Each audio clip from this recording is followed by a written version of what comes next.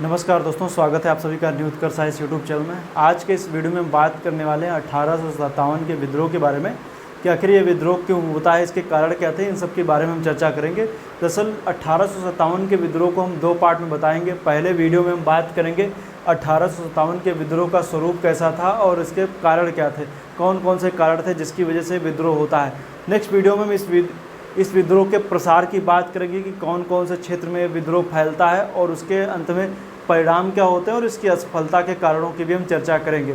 तो देखेंगे फिलहाल आज का जो मेरा टॉपिक है 1857 के विद्रोह के अंतर्गत इसका स्वरूप एवं कारणों की बात करेंगे। आखिर इस विद्रोह का स्वरूप कैसा था, अनेक इतिहासकारों ने क्या क्या बातें इस विद्रोह के बारे में कही हैं उनकी हम बात करेंगे, और जो तत्समय जो परिस्थितियां थी, जो कारण थे जिसकी वजह से विद्रोह भड़कता है, सामाजिक, आर्थिक, राजनीतिक और सैन्य कारणों की भी हम चर्चा करेंगे। तो आइए देखते हैं इसकी बात करेंगे। स्वरूप कैसा था, तो अगर जो बात की जाए तो इस विद्रोह का जो स्वरूप है, पहली बात तो स्वतंत्रता संग्राम था, प्रथम स्वतंत्रता संग्राम था। लेकिन इसका जो स्वरूप की अगर हम बात करेंगे तो एक राजनीतिक जन आंदोलन था, लोगों के द्वारा किया गया एक आंदोलन था। लेकिन इसकी चेष्टाएं राजनीतिक भी देखने को मिलती हैं, और जिसका मुख्य उद्देश्य देखें तो भारत में विदेशी सत्ता को बाहर हटाना था। विदेशी सत्ता का अर्थ यहाँ पर अंग्रेजों से है, उनको बाहर हटाना था। अब इस विद्रोह के रिलेटेड अनेक इतिहासकारों ने अलग अलग बातें कही हैं और उन्होंने क्या बताया अपनी किताबों के माध्यम से उनका जिक्र भी किया है। तो कौन कौन से इतिहासकार हैं जिन्होंने इसके बारे में क्या बातें कही हैं, तो उनके बारे में देखेंगे कि अलग अलग इतिहासकारों का इस पर मत क्या था। तो अगर जो बात करेंगे अशोक मेहता की, इनकी पुस्तक है द ग्रेट रेबेलियन में इन्होंने इसे राष्ट्रीय विद्रोह कहा है। तो अशोक मेहता ने क्या कहा है अपनी इनकी पुस्तक द ग्रेट रेबेलियन में, राष्ट्रीय विद्रोह कहा है। वी.डी. सावरकर ने 1919 में अपनी पुस्तक the Indian war of independence 1857 में सुनियोजित स्वतंत्रता संग्राम की संज्ञा दी है वी.डी. सावरकर ने, विनायक दामोदर सावरकर। एस.एन. सेन की पुस्तक है 1857 में एस.एन. सेन ने बताया है कि राष्ट्रीय संग्राम नहीं किंतु सैनिक विद्रोह की संज्ञा देना गलत है। मतलब ये राष्ट्रीय संग्राम नहीं है लेकिन इसे सैन्य विद्रोह की संज्ञा देना भी गलत है, क्योंकि अगर जो अवध के क्षेत्र में देखें तो ये एक विद्रोह जन आंदोलन के रूप में था। आगे हम बताएंगे कि आखिर अवध में ये जन आंदोलन क्यों हावी था। आप बिहार का क्षेत्र ले लीजिए या यूपी का क्षेत्र ले लीजिए, उनमें आखिर ये क्यों हावी था उसकी बात हम भी करेंगे। तो क्योंकि अवध में जन आंदोलन था। एस.एन. सेन की पुस्तक 1857। आर.सी. मजूमदार जिनकी पुस्तक 1957 में प्रकाशित होती है द सिपाही मिनिटी एंड द रिबेलियन ऑफ 1857 में, इनको पहले नियुक्त किया गया था सरकारी तौर पे, इनको इतिहास लिखने की कही गई थी, इनसे बात की गई, लेकिन सरकार से अनबन होने की वजह से इन्होंने अपना पृथक तौर पे अपना एक अलग 1857 के इतिहास के बारे में इन्होंने लिखा था। इन्होंने उसका क्रमबद्ध इतिहास नहीं लिखा था, मुख्य मुख्य बिंदुओं की इनकी उन्होंने चर्चा की थी, जिसमें इन्होंने कहा था यह तथाकथित प्रथम राष्ट्रीय तो स्वतंत्रता संग्राम ना तो प्रथम था, ना तो राष्ट्रीय था, ना ही स्वतंत्रता संग्राम था। ये कहना था आर.सी. मजूमदार का। शशि भूषण चौधरी की पुस्तक है थ्योरीज ऑफ इंडियन यूनिटी, इसमें बोलते हैं कि स्वतंत्रता का संग्राम इन्होंने इस पुस्तक में बोला है 1857 के विद्रोह को। सर सैयद अहमद खां हैं, इन्होंने the essay of the cause of Indian revolt 1816 की पुस्तक है, जिसमें इन्होंने बताया है कि सैनिक विद्रोह था। ये बातें कही गई हैं इसको लेकर के। तो इन सबको लेकर के स्वरूप ऐसा देखने को मिलता है कि पहली बात तो जन आंदोलन था, ही स्वतंत्रता संग्राम था, या कहें कि सैन्य विद्रोह, जन आंदोलन, राजनीतिक चेष्टाओं का एक मिश्रण था, जिसको हम प्रथम स्वतंत्रता संग्राम कह सकते हैं। तो इसकी बात करेंगे कि आखिर जो कारण थे उसमें राजनीतिक कारणों की भी हम चर्चा करेंगे। तो आइए देखते हैं कि आखिर स्वरूप तो हमने देख लिया कि राजनीतिक जन आंदोलन था और जिसको विदेशी सत्ता को बाहर फेंकना था, लेकिन आखिर ये इसके राजनीतिक कारण क्या थे उनके बारे में हम चर्चा करते हैं, जो इसके कारण थे क्यों ये विद्रोह होता है।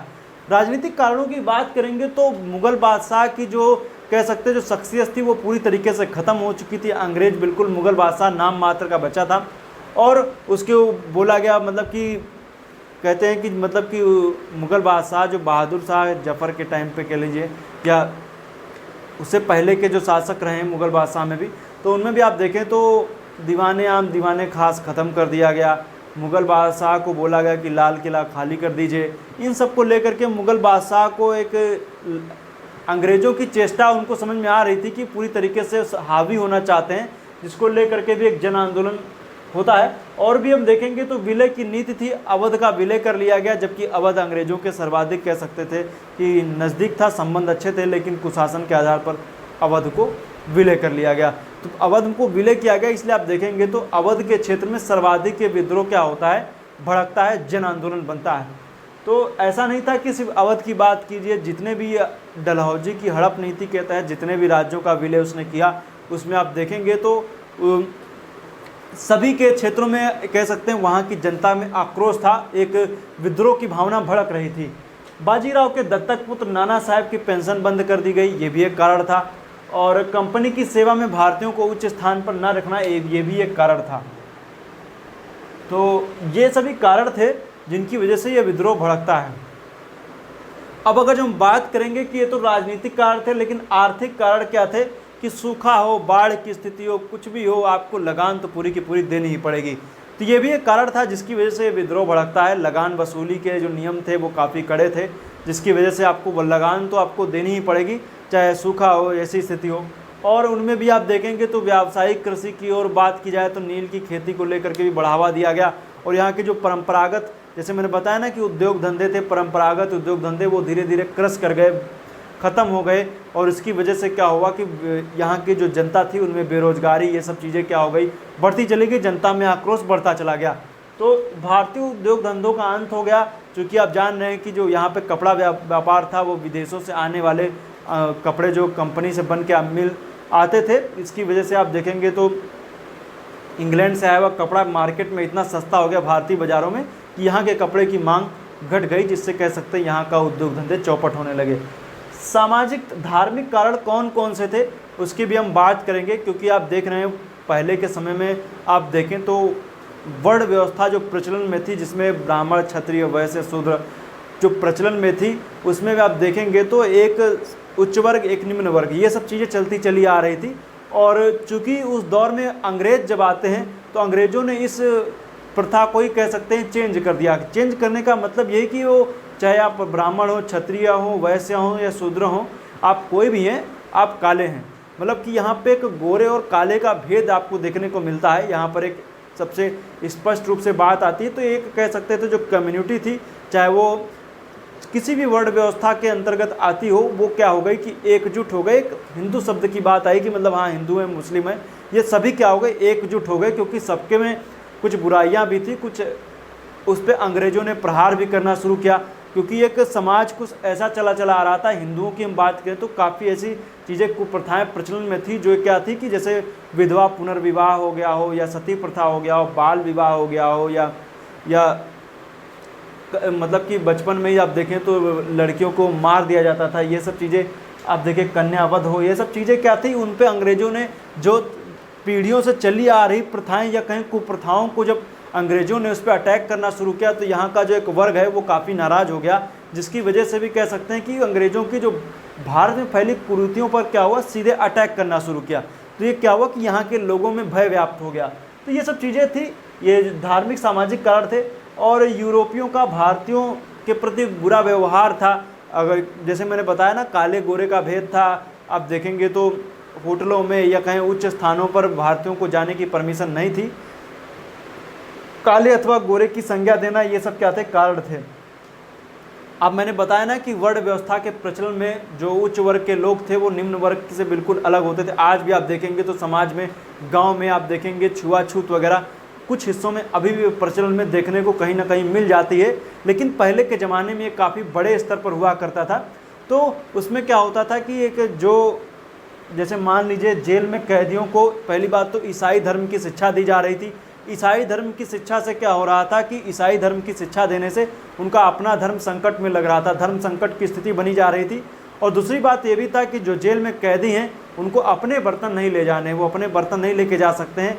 और उनको जो खाना बनाएगा वो गैर ब्राह्मण होगा। जैसे ब्राह्मण समाज में क्या होता है कि एक द्वेष की भावना पनपती, क्योंकि वर्ण व्यवस्था प्रचलन में थी, हम उच्च हैं वो निम्न हैं, ये या हम निम्न हैं वो उच्च हैं, ऐसी भावनाएं देखने को मिलती थी। इस वजह से क्या हो गया कि एक ऐसा गुट बन गया, या कहीं कि ऐसी बातें होने लगी जैसे लोगों को लगने लगा कि मेरा धर्म भ्रष्ट हो रहा है। ये सब बातें देखने को मिली। तो बर्तन जलाने पर रोक, गैर ब्राह्मण द्वारा भोजन बनाना, ये सब चीज़ें शुरू हो गई। इससे क्या हुआ, एक विद्रोह की भावना या कहें कि लोगों के आस्था पे जब सवाल उठने लगा, इस वजह से लोग क्या हो गए, धर्मांध हो गए और पूरी तरीके से एक ऐसी गुट शुरू हुआ या कहें कि अंग्रेजों के खिलाफ एक विद्रोह की भावना लोगों में पनपने लगी। लेकिन इस विद्रोह की भावना को, एक भावना जो थी वो हर जगह बह रही थी, उसको एक केंद्रण देना था, वो एक सही दिशा देने की जरूरत थी। तो दिशा देने की बात करेंगे तो विद्रोह को लेकर के और भी भावना, क्योंकि भावनाएं कुछ ज़्यादा ही आहत होने लगी जब बात आती है कारतूस की। अब हम बात करेंगे तत्कालिक कारण क्या थे इनको लेकर के, चूँकि इससे पहले भी आप देखेंगे तो सैनिक विद्रोहों में भी आप देखें तो कई सारे सैनिक विद्रोह हो चुके हैं। चाहे वो बर्मा पे अटैक की बात हो, हिंदू धर्म में बताया गया कि हम समुद्र को क्रॉस नहीं करेंगे, समुद्र को क्रॉस करेंगे तो हमारा धर्म जो है वो हमें इसकी इजाज़त नहीं देता, हम अधर्मी हो जाएंगे, ऐसी ऐसी बातें कही गई। लेकिन जब बर्मा पे अटैक की बात की गई तो समुद्र तो आपको क्रॉस करना ही पड़ता, तो उसको लेकर के भी बातें कही गई। लेकिन एक जो तात्कालिक कारण के रूप में हमें देखने को मिलता है कि जो 1956 की बात है, जब यहाँ पर जो कह सकते हैं कि जो पुराने जो बंदूकें थी उनके स्थान पर न्यू इनफील्ड राइफल का प्रयोग किया गया। इन न्यू इनफील्ड राइफल में जो कारतूस पड़ती थी, उस कारतूस के ऊपरी भाग को मुंह से काटना पड़ता था। अब मुंह से काटना पड़ता था, जैसे आप मूवी वगैरह में देखे होंगे, मुंह से काटना पड़ता था। लेकिन फिर बात कही गई कि इनमें क्या हो रही है, गाय एवं सूअर की चर्बी मिलाई जा रही है, जिससे हिंदू एवं मुस्लिम दोनों लोगों के धर्म क्या हो रहे हैं, भ्रष्ट हो रहे हैं, या कह सकते हैं ये दोनों लोगों के खिलाफ हैं। सैनिकों ने कारतूस में गाय एवं सूअर की चर्बी मिलाई, सैनिकों ने कारतूसों के प्रयोग को अस्वीकार कर दिया। जब सैनिकों ने उसके प्रयोग को अस्वीकार कर दिया, जब तो उससे क्या होता है कि विद्रोह भड़का। उसी में 34वीं रेजिमेंट बैरकपुर मुर्शिदाबाद के पास में, पश्चिम बंगाल में जब देखेंगे तो बैरकपुर में मंगल पांडे ने विद्रोह कर दिया 29 मार्च 1857 को। लेकिन इस विद्रोह के बाद में क्या हुआ, इसी विद्रोह में लेफ्टिनेंट बाग एवं मेजर ह्यूरोज की हत्या कर दी गई। इससे क्या होता है, एक विद्रोह की भावना भड़की तो एक सैनिक विद्रोह, शुरुआत में एक सैन्य विद्रोह देखने को मिलता है। लेकिन आगे चल करके 8 अप्रैल 1857 को मंगल पांडे को जब फांसी दे दी जाती है तो एक जन आंदोलन बन के उभरता है, अलग अलग जगहों पर विद्रोह होना शुरू हो जाता है। इसकी बात हम नेक्स्ट वीडियो में करेंगे, जैसे हम इसमें बताएंगे कि आखिर विद्रोह का प्रसार कैसे होता है और इस विद्रोह में केंद्र क्या रहे, कौन कौन लोग कहाँ कहाँ पर ये विद्रोह करते हैं और कौन इसको दबाता है। इसकी असफलता के कारणों की भी हम चर्चा करेंगे और इसके बाद में हुए बदलावों की भी बात की जाएगी कि आखिर 1857 के विद्रोह के बाद में हुए बदलाव, आखिर जब ब्रिटिश सत्ता, जब यहाँ पर महारानी 1859 में जब बात की जाती है, महारानी ने क्या किया कि एक दरबार में पूरी तरीके से सब चेंज कर दिया, पूरी सत्ता ब्रिटेन के मतलब कि गवर्नर जनरल को वायसराय बना दिया गया। और भी ये जो चीज़ें हो रही है सब कैनिंग का काल है, लॉर्ड कैनिंग का। और बताया गया कि आगे से किसी तरीके से आप देखेंगे तो विलय की नीति नहीं अपनाई जाएगी। जो ब्रिटिश सरकार है वो पूरी एक कह सकते हैं वो विलय, अन्य राज्यों का विलय नहीं करेगी, और भी कई सारे चेंजेस होते हैं। उन सब की बात हम आपको नेक्स्ट वीडियो में बताएंगे, जब हम इसके विद्रोह के प्रसार की बात करेंगे और असफलता के कारणों की भी हम चर्चा करेंगे। और इसके बाद में और वीडियो में मैं बताऊं तो ब्रिटिश काल में जब ब्रिटिश शासन का जो पड़ोसी देशों के साथ संबंध रहे, आंग्ल नेपाल युद्ध हो, संबंधों के बाद में युद्धों की बात की जाएगी, आंग्ल बर्मा संबंध हो या युद्ध हो, अफगानिस्तान के साथ संबंध हो, इन सब की बात हम आपको नेक्स्ट वीडियो में, मतलब इसके बाद के वीडियो के बाद में करेंगे। ये सब एक श्रृंखला के चरणबद्ध तरीके से ये सब चीज़ें चलेंगी, जिसमें मैं आपको जल्दी से जल्दी, थोड़ा सा इधर कह सकते हैं कि डिले हो जा रहा है, वीडियो सही से नहीं आ पा रहे थे, क्योंकि आप जान रहे हैं कि काफ़ी ज़्यादा इसमें अव्यवस्था का दौर चल रहा है, इस वजह से वीडियो नहीं आ पा रहे हैं। तो आगे नेक्स्ट जल्दी ये वीडियो कंटिन्यू किए जाएंगे। वीडियो देखने के लिए पुनः एक बार आपका बहुत बहुत धन्यवाद। आपका दिन शुभ रहे। धन्यवाद।